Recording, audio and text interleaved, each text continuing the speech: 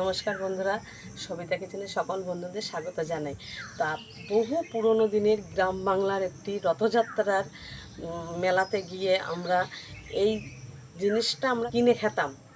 তা সেই জিনিসটা মানে খেতেই হতো। আর ওই এখন তো মেলাতে প্রচুর ধরনের খাবার উঠেছে, আর এখন তো প্রচুর ধরনের খাবার ছিল না গ্রামের মানুষের।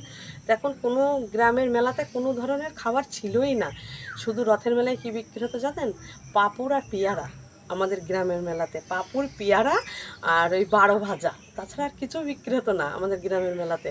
তা রথের মেলা তো সোজা রথ আর উল্টো রথ বলে, তা সোজা রথ তো চলেই গেছে, উল্টো রথও চলে এসছে। তার জন্য আমি ভাজবো পাঁপড়। তা বহু পুরনো দিনের, যখন আমরা ছোট ছিলাম, এই রকম পাঁপড় ভাজা কিনে খেতে খেতে চলে আসতাম। আর এই পাঁপড়গুলো কত করে পিস নিত জানেন? 10 পয়সা, এমন বেশি কিছু না, 10 পয়সা করে পিস নিত। বহু পুরনো দিনের মেলার কথা বলছি।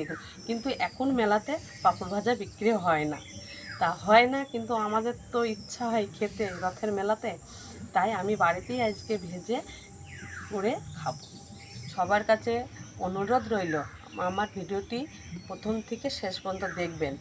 আর এই রথযাত্রার উপলক্ষে আপনারাও এই পাঁপড় ভেজে খাবেন, সবাইকে খাওয়াবেন। বহু পুরনো দিনের এই পাঁপড় ভাজাটা এখন মেলাতে তো বিক্রি হয় না, তা বাড়িতে বানিয়ে খাবেন।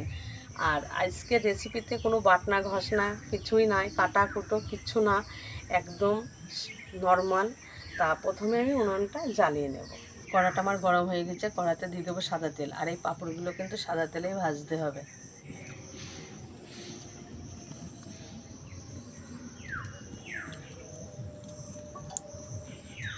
তেলটা গরম হয়ে গেছে, আর পাঁপড়টা আমি গোটা গোটাই ভেজে নেব, কেননা আগেকারের দিনের গ্রামের রথযাত্রার সেই মজাটা আসবে না, ওই জন্য আমি গোটা গোটাই ভাজবো।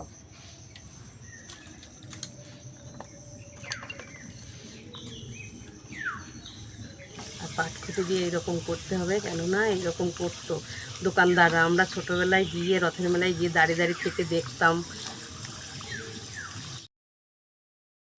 এক পিঠটা খুব ভালো করে ভাজা হয়ে গেছে, এক পিঠটা উল্টে দেবো একটু।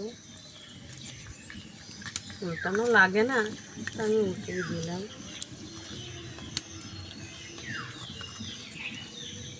এই যে গোল গোল পাঁপড় ভাজা রথযাত্রা।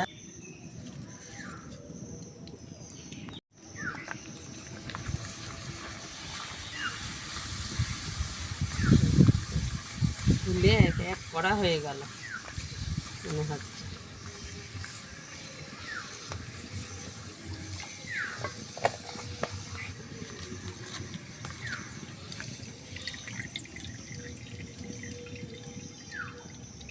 এটাও আমার ভাজা হয়ে গেছে, তুলে নেব। তুলে এই যে ঝুড়িতে রেখে দেব।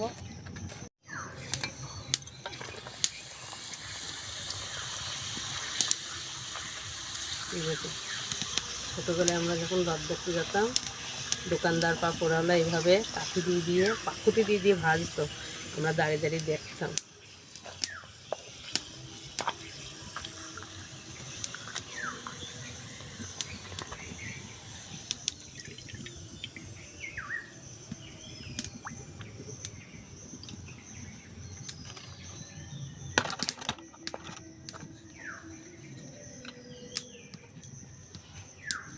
বড় আমি আর একটা পাঁপড় দিয়ে দেবো গোটা গোটা অবস্থায়।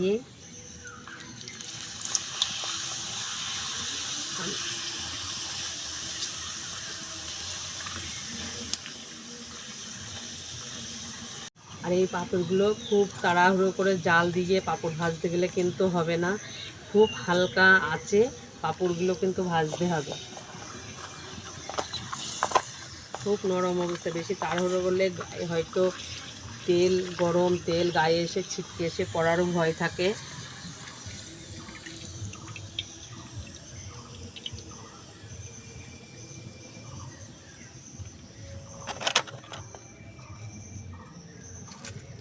সমস্ত পাঁপড়গুলো আমার ভাজা হয়ে যাচ্ছে, আর একটা আছে, এইটাই হলে আমার শেষ হয়ে যাবে। তা ভেজে নিই এটাও।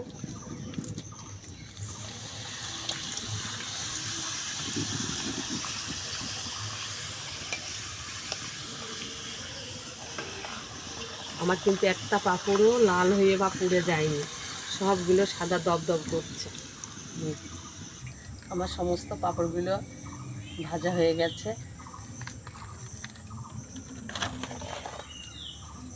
মনে হচ্ছে যে ছোটোবেলার রথের মেলার স্মৃতির কথা মনে পড়ছে। কেন রথের মেলায় গেলে এইভাবে একেবারে বড় বড় গোল গোল করে পাঁপড় ভেজে রেখে দিত, আর 10 পয়সা করে দাম নিত, আর এইভাবে হাতে দিয়ে দিত। আমরা খেতে খেতে চলে আসতাম। কিন্তু যদি জল বৃষ্টি কাদা ছিল তখন, এখন তো পাকা রাস্তা চারিদিকে হয়েছে, যদি পাঁপড়টা পড়ে মানে জলে কাদায় পড়ে গিয়েছি তাহলে পাঁপড়টা শেষ, কাঁদতে কাঁদতে বাড়ি রথের মেলায়। তা রথের মেলা আসলে এই স্মৃতিগুলো খুবই মনে পড়ে আগেকারের দিনের। ওই জন্য আমি রথের উপলক্ষে, রথযাত্রার উপলক্ষে আমি পাঁপড় ভেজে বাড়ির সকলকে খাওয়াবো, আমিও খাবো। পাঁপড় তো আমার সমস্ত পাঁপড়গুলো ভাজা শেষ হয়ে গেছে। তা একটা তো পাঁপড় খেতেই হবে, তা আমি একটা পাঁপড় খাবো, কিন্তু আমার একটা পাঁপড়ও একটু পুড়েনি, সমানে একেবারে সাদা দবদবে পাঁপড় ভাজা হয়ে গেছে। আপনারা এইভাবে ভাজবেন, আর এই বাদ বাকিগুলো বাড়ির সকলে খাবে।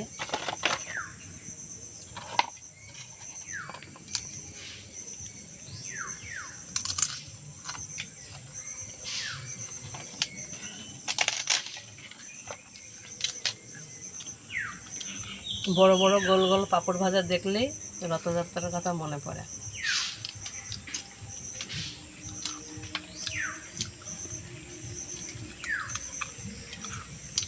রথযাত্রার উপলক্ষে আমি বড় বড় পাঁপড় ভেজে সবাইকে খাওয়ালাম, আনন্দটা উপভোগ করলাম। আপনারাও এইভাবে পাঁপড় ভেজে খাওয়াবেন, আনন্দ উপভোগ করবেন, আর পুরনো দিনের স্মৃতির কথা মনে পড়বে। গ্রাম বাংলার মানুষের যে কিছুই ছিল না তখন, শুধু পাঁপড় ভাজা ছিল আর পেয়ারা বিক্রি আর বড় ভাজা, তাছাড়া কিছুই ছিল না। এখন যেন কত ধরনের খাবার, এখন কিছুই ছিল না। তা আমি ভিডিওটি এখানেই শেষ করছি, আপনাদের সাথে দেখাবেন নতুন একটা রেসিপির সঙ্গে।